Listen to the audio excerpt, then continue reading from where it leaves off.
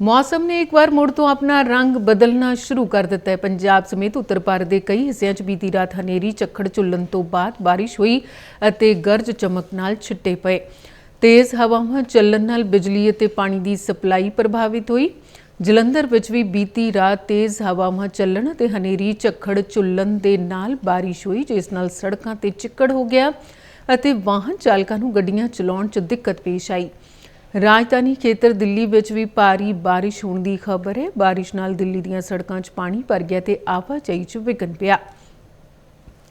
उधर हिमाचल विच भी भारी बरसात हुई है। कई थावां ते बारिश ने अपना रंग दिखाया है। इस बारिश नाल पंजाब, हरियाणा ते दिल्ली के लोगों को गर्मी तो काफ़ी राहत मिली है। मौसम विभाग ने पंजाब समेत देश के कई हिस्सों 6 मई तक 40 तो 50 किलोमीटर प्रति घंटे की रफ्तार नाल हनेरी झक्खड़ झुल्लन ते कुछ हिस्सों 'च भारी बारिश होने की संभावना प्रगटाई है।